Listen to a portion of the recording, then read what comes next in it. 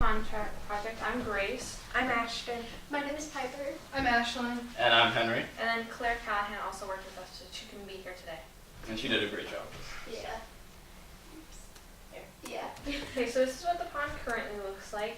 There's lots of empty space in the rocks, so with the tarp, there's lots of weeds growing up in between the rocks, and there's lots of plants that have like overgrown in the pond. There's also, as you can see, this is the pond right here. There's like, it's totally covered in algae. You can't even see the water anymore. So this is something we definitely need to fix before we start working on it actually. So with our plan, we're gonna go through what plants we want to put where and which ones we're gonna take out, what fish we want to put in the pond, what seating we'll have outside, the hanging beds that we have planned, a pergola for over the tiled area on the right side, the fountain in the pond, the waterfall on the side, and the total cost. We can get SketchUp. We have a SketchUp here.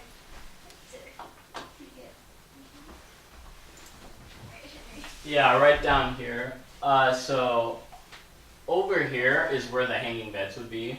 So people can just come through here and just like relax. And the pergola is right here. But yeah, right here we're gonna put some picnic tables right in between these trees. And yeah, also Claire made this SketchUp. She did good. That was hard. Yeah, it's really hard. Are you blocking the... Oh, can you see by the way? Yeah, you're good. Okay. Okay.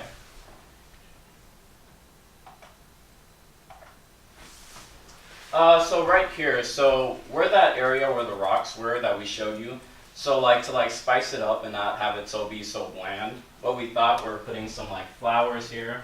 So we got blanket flowers, blue hostas, and peony. And so with the blanket flowers, they attract butterflies, and they range from $11 to $22. And for the blue hostas, they range from $7 to $18. And the blue, we thought it was like a beautiful mix of colors.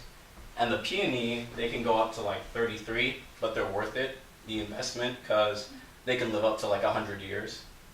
And so what's good about these, they're like perennials, so they'll keep coming back. And they're easy to maintain, low maintenance. Okay, so the traditional fish to put in a pond is koi fish, but they can end up being very expensive. So the most affordable option would be raising them from young, and the best time to do that is the summer because that's the primal growing time. And the fish, they won't need to be fed unless for entertainment. That would only be $5 a month, and testing kits run about $50 a month. So it's only $55 a month, which is pretty cost affordable when the fish aren't adults. And the average koi pond holds about 15 fish, which would be $210. And the water only needs to be 3 feet for winter survival, and they'll grow up to be 24 inches, you won't have to worry about predators like raccoons or anything getting them. So in the SketchUp, in between the 3 trees with the rock area, we thought we would want to put something there for resources for us to work there and just by the pond. So we thought table benches, and they're $179 each. And yes, and we're planning on doing 3 of them in between each tree, and that would be $500 in 3. Okay, so I have the hanging beds, and it's just a nice little place where you can sit and relax. It'll have like a little roof, so it protects you from shade or if it's raining, or it's just a nice little place to sit, and you can have removable cushions in case it does get, like if it does rain. And right here is the pergola, so when you come down those stairs, since it's just like an empty space right now, there's nothing really there, you can just walk. Now people can just like come and sit down and relax, enjoy the view, long day, just sit down, and yeah. The pergola also provides a high top area and 1 bench. And also the cool thing about pergolas, you can put like vines on it to grow. Like my backyard has a pergola and it grows grapes, so yeah.